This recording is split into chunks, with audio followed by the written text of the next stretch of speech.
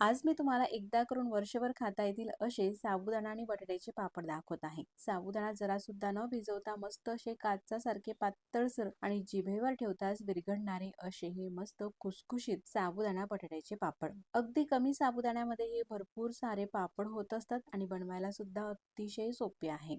नमस्कार, मी सुरेखा आणि देवदर्शन किचन मध्ये तुम्हा सर्वांचं अगदी मनापासून स्वागत करते। मग रेसिपीला सुरुवात करू। साबुदाण्याचे पापड आहे म्हणून मेजरमेंट कप आणि या ठिकाणी 1 कप साबुदाणा घेतलेला साबुदाणा मिक्सरच्या भांड्यामध्ये टाकायचा आहे आणि बारीक असा दळून घ्यायचा आहे। साबुदाण्याचं पीठ झालेलं आहे। त्यासोबतच आपल्याला 2 बटाटे घ्यायचे आहे। बटाटे स्वच्छ धुवून घेतले, बटाट्याची साल काढायची आहे। आता जर का तुम्ही किलोच्या प्रमाणामध्ये करत असाल तर अर्धा किलो साबुदाण्यासाठी 1 किलो बटाटे तुम्हाला घ्यायचे आहे। बटाट्याची संपूर्ण साल काढून घेतलेली आहे। त्यानंतर खिसणी घ्यायची आहे आणि पाणी घ्यायचं आहे। पाण्यामध्ये अशा प्रकारे खिसणीने खीस करायचा आहे। बघू शकता या ठिकाणी थोडासा जाडसर मी खीस करत आहे। 2 बटाटे घेतलेले होते आपण, दोन्ही बटाट्याचा खीस हा करून झालेला आहे। आता हा खीस आपल्याला स्वच्छ असा धुवून घ्यायचा आहे 2 ते 3 पाण्याने। यामध्ये पाणी टाकायचं आहे आणि पाण्यामध्ये अशा प्रकारे हलवून स्वच्छ असा हा खीस आपल्याला धुवून घ्यायचा आहे। 2 ते 3 पाण्याने हा खीस मी धुवून घेतला। त्यानंतर पसरट पातेलं घ्यायचं आहे मोठं आणि त्यामध्ये हे साबुदाण्याचं पीठ आपण दळून घेतलेलं होतं ना, ते पीठ टाकायचं आहे। आता ज्या कपाने साबुदाणा घेतलेला होता ना, त्याच कपाने पाणी सुद्धा मी तुम्हाला टाकून दाखवते, म्हणजे पाण्याचं प्रमाण अगदी परफेक्ट घेऊ शकाल तुम्ही नवीन शिकाऊ जरी असाल तरी सुद्धा। पाणी टाकताना नॉर्मल साधंच पाणी टाकायचं आहे, गरम किंवा कोमट पाण्याचा वापर करायचा नाही। बघू शकता या ठिकाणी साबुदाण्याच्या पिठाच्या 8 पट आपल्याला पाणी घालायचं आहे, म्हणजेच 1 कप साबुदाणा होता ना, त्यासाठी 8 कप पाण्याचा मी वापर करणार आहे। तर मैत्रिणींनो, हे पापड बनवायला अतिशय सोपे आहे। तुम्ही जर का नवीन शिकाऊ जरी असाल ना, तरी सुद्धा पहिल्याच प्रयत्नामध्ये अगदी परफेक्ट हे पापड करू शकाल आणि एकदम असे खुसखुशीत येतात। तुमच्याकडे जर का लहान मुलं असतील किंवा वयस्कर मंडळी असतील, ते सुद्धा अगदी सहज खाऊ शकतात। जिभेवर ठेवताच विरघळणारे असे हे मस्त चविष्ट पापड होत असतात। 8 कप पाणी या पातेल्यामध्ये टाकलेलं आहे। त्यानंतर या पाण्यामध्ये हे जे साबुदाण्याचं पीठ आहे ना, संपूर्ण मिक्स करायचं आहे चमचाने अशा प्रकारे, म्हणजे यामध्ये गाठी राहणार नाही पिठाच्या। संपूर्ण व्यवस्थित मिक्स झाल्यानंतर पातेलं गॅसवरती ठेवायचं आहे, गॅस चालू करायचा आहे। गॅसची फ्लेम मीडियम ठेवलेली आहे आणि संपूर्ण हे मिश्रण अशा प्रकारे आपल्याला ढवळत घ्यायचं आहे। जोपर्यंत उकळी येत नाही ना, तोपर्यंत सतत आपल्याला हे ढवळायचं आहे, म्हणजे गाठ होणार नाही। गॅसची फ्लेम मोठी सुद्धा ठेवायची नाही, तर मीडियम गॅसची फ्लेम ठेवलेली आहे। जर का तुम्ही जास्त प्रमाणामध्ये करत असाल आणि मोठं पातेलं असेल छान जाड तळायचं, तर मग गॅसची फ्लेम मोठी केली तर काही हरकत नाही। बघू शकता हात मी कुठेही थांबवत नाही, एकसारखं अशा प्रकारे हे मिश्रण मी ढवळून घेत आहे।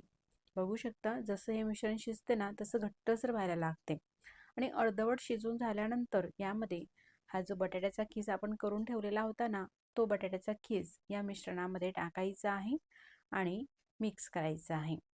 आता बटाट्याचा खीस आणि साबुदाण्याचे हे मिश्रण व्यवस्थित आपल्याला हे शिजवून घ्यायचं आहे। बघू शकता तरी सुद्धा मी कुठेही थांबवत नाही, जोपर्यंत उकळी येत नाही ना, तोपर्यंत हात अजिबात थांबवायचा नाही।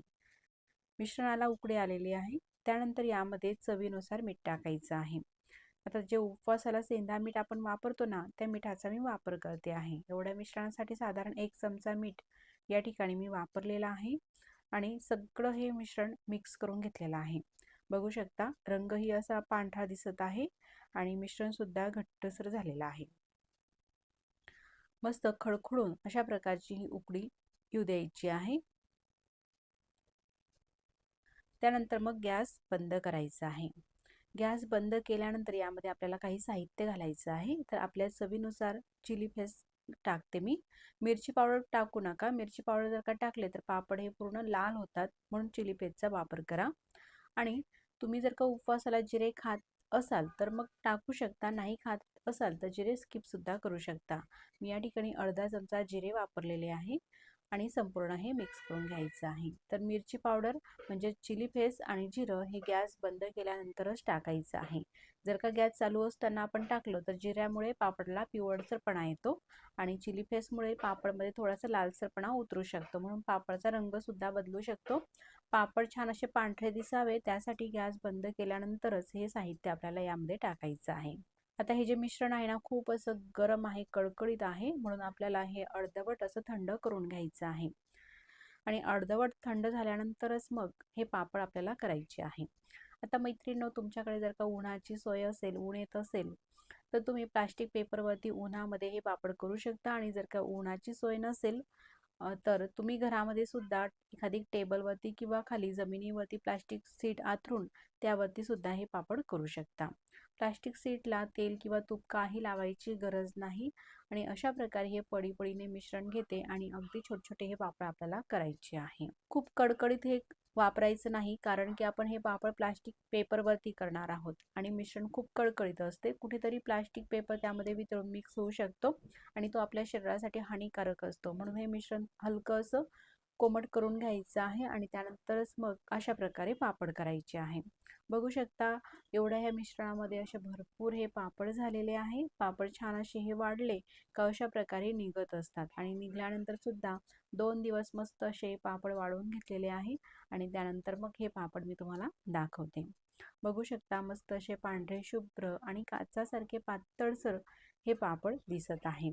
आणि फक्त 1 कप साबुदाण्यामध्ये असे हे भरपूर आपले हे पापड झालेले आहे. 1 कप साबुदाणा आणि फक्त 2 बटाटे आपण वापरलेले आहे.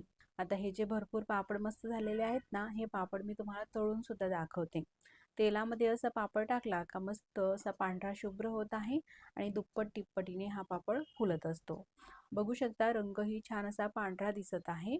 अशाच प्रकारे काही पापड मी तुम्हाला तळून दाखवलेले आहे.